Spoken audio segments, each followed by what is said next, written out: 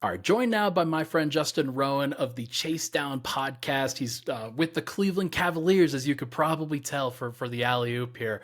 Justin, thanks for hopping on, man. It's been a surprising kind of bounce back given all the injury issues, but the Cavs they're hanging around, man. We're just talking about that before the show. We've been given all of the toughest tests over the Yeah, last couple of weeks, and we're surviving. I mean, it's been a fun stretch. It's always controversial when people are like, "Can you really say we when we're referring to your favorite team?" But the fact that we've got a partnership with the Cavs gives me an easy excuse there. So it is we. yeah. I would be doing it anyways, but here we are.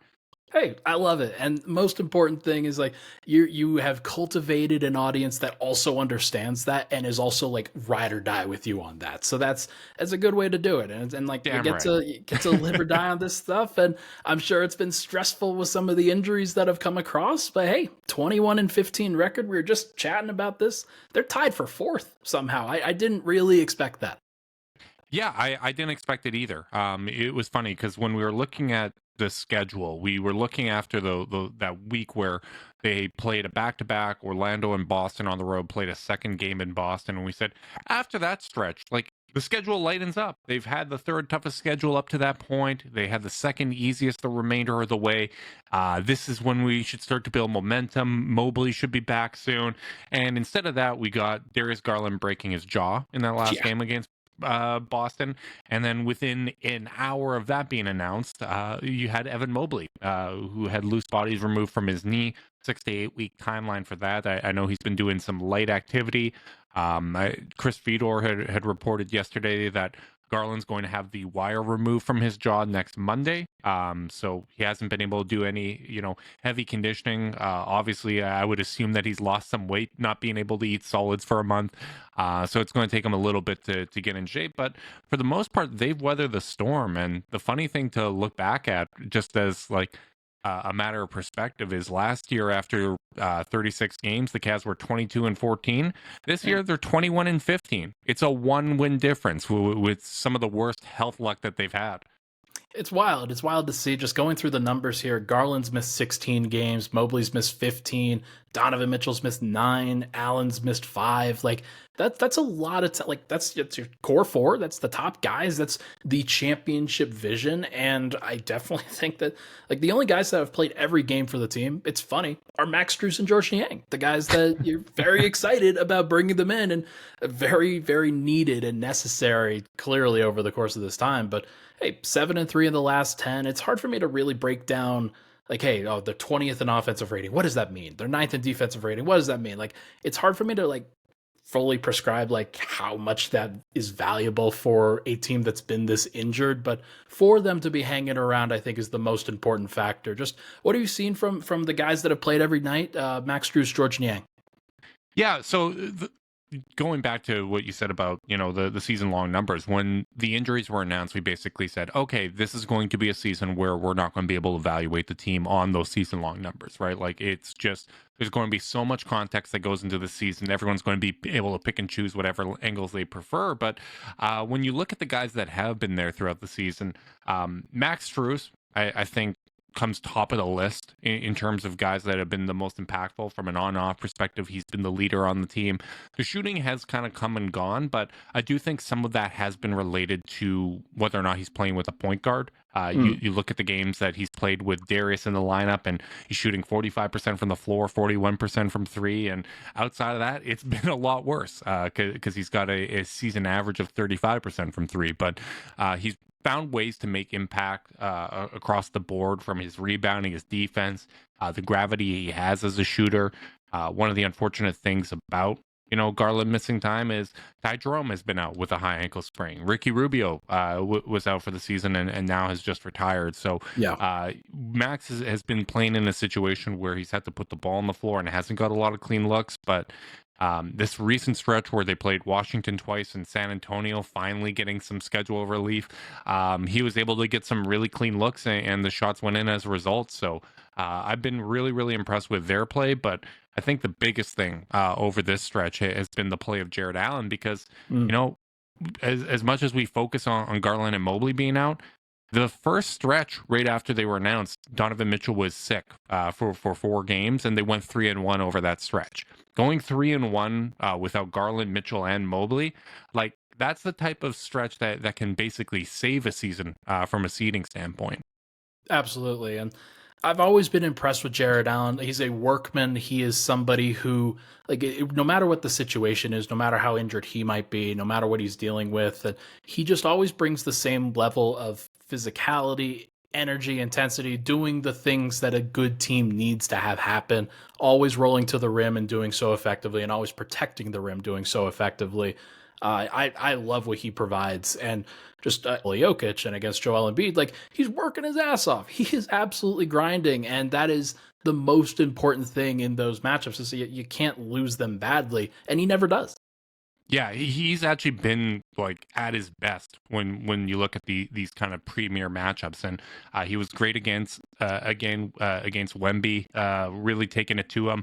Had his career high against Brook Lopez in a game where Cavs played pretty much a perfect game. They just couldn't hit any threes. I believe they were 6 of 43 against Milwaukee, but still managed to stick around and score effectively enough in other ways. And that's one of the encouraging things is you don't want to skew too heavy towards the Boston Celtics, where if the threes aren't falling, you're not going to be competitive. But Jarrett Allen, without Evan Mobley, it's been 11 games now. He's averaging over 19 points per game, over 13 rebounds, over four assists, 2 steals.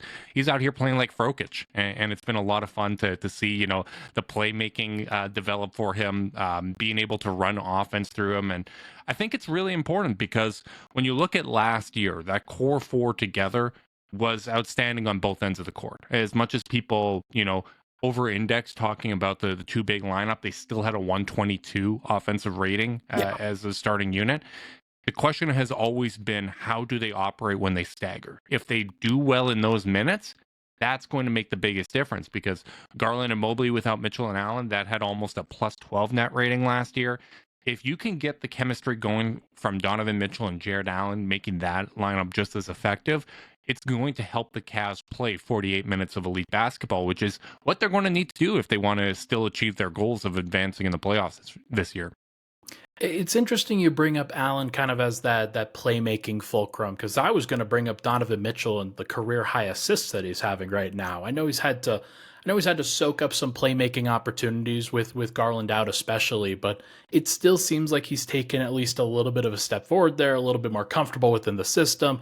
Will you tell us about the way that he has approached the absence and how he has kind of soaked up that responsibility? Yeah, I've been super impressed by Donovan Mitchell. Earlier this season, I had quite a few criticisms about his play in the minutes without Garland. When you're staggering throughout the game, I felt there was just too much of a tendency to put the load on his shoulders rather than getting everyone else involved. And even if it's just a matter of, running the actions, giving the ball up and getting it back with a more quality look, there was just kind of an absence of that. And it felt like a departure from what we had seen last year. And recently, like I really feel like he's been playing great team basketball. I feel like the turning point was actually the game against the Lakers where the Cavs lost. Garland missed the second half of that game, and Mitchell down the stretch. There was just a little bit too much hero ball. You can't blame him for going hero ball at times because he's such an effective player. He's one of the best ISO scorers. He's clutch. Like he brings all these things to the table. But there needs to also be that understanding that in order to consistently do that, you got to get everyone else involved. They're going to make your life easier. You're going to have more energy to expend on the defensive end of the floor. So I just feel like he's been playing much more balanced team basketball at a time where it would be really easy for him to kind of default to, all right, we're missing our second and third highest scorers. Like it's Donovan Mitchell time. He's been playing team basketball, and I've just been really, really impressed with his overall play. His defense has been really good in terms of effort. He's still going to get lost every now and then off ball, but has been accumulating a ton of steals, has been super active, and just really been the kind of leader that you want him to be over a stretch like this. He's clearly an all-star, clearly one of those guys that's going to be in that conversation year in, year out still. And I wonder whether that was at least a question, just going to Cleveland and you're sharing some responsibilities, and Evan Mobley's up and coming, but I still think that Donovan Mitchell's still probably that guy. No, he's been awesome, and like you said about kind of soaking up the playmaking instead of trying to be the scorer. Like that's a smarter player. That's a guy who understands. Hey, I'm not going to be able to do everything. This is not the way to survive. Like I'll be able to get my points. That's no problem there. But the only way they were going to be able to win these games is involving other people and setting them up for success. So good on him for accomplishing that. Um, Mhm. no, I like it. I think that like Cleveland's still in a good spot. I know that they're still going to be without Mobley for a little bit here. Garland, we'll see when he actually comes back, but tied for fourth in the East. So it is funny. There are 5 teams that are currently 21-15 or 20-15 as we record this on Monday. That's a wild grouping. How important is seeding for this group specifically when we're talking about whether they can advance in the playoffs, what they're looking for? How important is the actual seed that they get? I think it's fairly important. The higher the seeding, theoretically, the lesser of an opponent you're going to play. But as you mentioned, like there's 5 teams basically at 21-15. So I think you can make an argument that it's pretty balanced there, and it might come down to just health and who managed to steal a game or prevent themselves from blowing a game that they shouldn't have won or shouldn't have lost. But I do think it is important. I think you pay off for them last year, but you would have had a harder path if you were playing games 1 and 2 at Madison Square Garden. And I think the fact that they managed to stay connected as long as they have is really important. If Garland comes back by the end of the month, there's still going to be over half the season left for the Cavs to make a push. And if they're in this range where, they're 2.5 games back at 3, yeah, things can happen. Like, teams ahead of them that have had basically perfect injury luck might have a stretch where they're going to have to go through adversity like the Cavs have had. So I think it definitely is very, very important. And man, it's unfortunate the timing of the injuries because they've had stretches now where they played New York twice in a 2-day window, and we're missing Allen and Garland for those ones. You're missing Mobley for the 2 games against Boston, and then you play Milwaukee 4 times this month and are likely to be without Garland and Mobley for at least the majority of them. Maybe Darius comes back for those last 2 in Milwaukee, but it's frustrating to have that against teams that you're trying to overtake and trying to at least keep up with. But I guess the plus side is Boston and Milwaukee are probably the less realistic ones to try to catch. Philadelphia, they only play later on in the season. They got to win in their first matchup. You hope that you're healthy for those games. And I think when you look at Philly and New York, those are teams that, even though they have more of a playoff track record, those are teams that the Cavs should be trying to prove that they're on that level and potentially overtaking them. Yeah, I think heading into this season, I predicted that this team would be a 3 seed. I thought that they could push for the 1. We've talked about them. Like this was a team that was going to be built to win in the regular season. Injuries have disrupted that entirely. It's probably not going to happen for a top 2 seed. But what I will say is that they could still push as high as the 3. They could still get home court advantage in the first round of the playoffs, and that would be extremely valuable, I think, as we mentioned. No, we'll see what they do. A couple more here for you. How aggressive do you think they're going to be at the trade deadline? Because we've heard a lot of these conversations, like rumblings around the national media about Mitchell specifically, and I know that that's not the way that the Cavs would like to go. They'd like to build around their guys and see how this goes. How do you bolster that? What do they have at their disposal? What can they do? I don't think they're going to be too aggressive at the trade deadline. Like, I think they're going to be aggressive in exploring options, but there also needs to be an understanding that they just don't have a lot of assets to work with.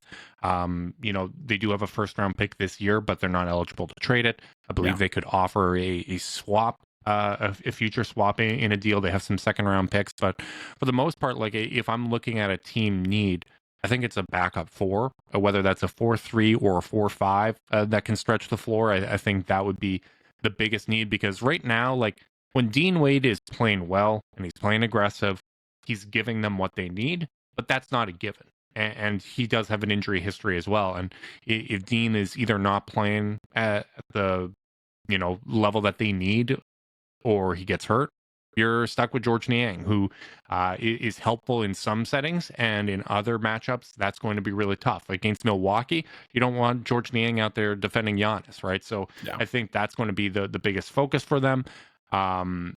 Point guard, I don't think is going to be as much of a concern. You hope that Garland comes back. You hope that Ty Jerome comes back and are both able to, play at the level that you'd expect them to. Craig Porter Jr. has been one of the best stories, and I think there's a real chance that he's going to get a full NBA contract here after the buyout of Ricky Rubio. Sam Merrill has been terrific for them and one of the heroes over this stretch, and I think has earned a spot in the permanent rotation, even when fully healthy. So I think they'll explore all options, and if there's an opportunity to add someone, if I'm looking at like realistic names that have been put out there that aren't going to be going for a first round pick, someone like an Isaiah Stewart maybe would be interesting, but for the most part, I don't think the Cavs are going to be too aggressive. And on the Mitchell front, I don't think there's any chance anything happens there. I think, as much as there's talk of, it's the worst kept secret that he's going to the Knicks and whatever, the Knicks just moved their best young assets in terms of like a salary matching standpoint. I know they have picks, but the Cavs aren't going to care about picks. No, like this is an era where picks have been incredibly devalued, and those are heavily protected picks that would be attached to bad salary. Like, I think if the Knicks thought that Mitchell was coming there, they wouldn't be operating in the way that they have. I think basically they've taken themselves out of the running at this point, and you look at them being in the market for guys like DeJounte Murray, and I've seen Jordan Clarkson's name come up.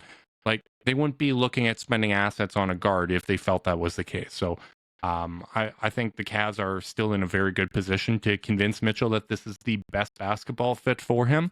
And I think the fact that they've weathered the storm and have the depth to weather a storm like this, even after a consolidation trade with him, is a really, really encouraging sign. No, absolutely. I think that the best case scenario is that he stays, that they win, and that you continue to prove that small markets and mid markets are still capable of battling in these situations, and you draft and develop in these situations. You be aggressive when you have to. And that is the best case scenario for, well, the alley-oop in general, because this is what I like to cover with when you cover all 30 teams. I do not want to cover 6 teams. That's stupid. So that's an important. I think that there will be some teams that go after Mitchell, like namely like the Lakers and the Nets, but that's because he's really good, and I hope Cleveland can hold on to him and give him a reason to stay. And the reason should be pretty easy. Like, this should be a pretty good basketball fit. So. Look, we'll see what happens. I guess we should probably wrap up with Ricky Rubio. Really tough situation, obviously. He hasn't gone into all the details on exactly what has happened, but he just retired. Can you give us just a couple lines on Ricky Rubio and what he meant to the Cleveland? Yeah, it's funny that someone can have the impact that he had in such a short period of time. Playing a third of a season with the Cavs in his first year before tearing his ACL and then getting traded to Indiana and then signing back. But it's clear that he's someone that did have a profound impact in just a very short period of time. Seems like when you look at the reported terms for the buyout and whatnot, this is. He did right by them, and they did right by him, and there doesn't seem to be any hard feelings. So I think prioritizing your own mental health and understanding that there are limits, that as much as you might have obligations to, whether it's your work, friends, family, or whatever, sometimes you do need to take that step back and focus on yourself. And it seems like Ricky has done this. I hope that, he continues to be on a path of healing, and that I wouldn't be surprised if there's a future with him in Cleveland in some form in the future, just because of the relationship that they have. But right now, the most important thing is him continuing to work on his own mental health and continue to get to that place of healing. We will see what happens. I obviously, he's an awesome player and has been a awesome person in locker rooms around the NBA. So deserves everything in the world. Hopefully, he has a good transition here if he does end up staying retired. But wishing the best for Ricky Rubio, wishing the best for the Cleveland organization, obviously. I know that this has been a tough situation, and hopefully everybody's dealing with it well. So we will see. He is Justin Rowan, everybody, hosting for the Alley Oop here with the Chase Down podcast. He's been awesome. Love to talk to Justin, as always. Thank you so much, buddy, for hopping on. Let's chat again in 6 weeks. All right. Hell yeah, and hopefully the Cavs are finally healthier. Then I'm keeping my fingers crossed. I'm knocking on wood. I want to keep advancing. I want to be at least in third or fourth. Here, let's keep some positive momentum going. Moving on along. Appreciate you.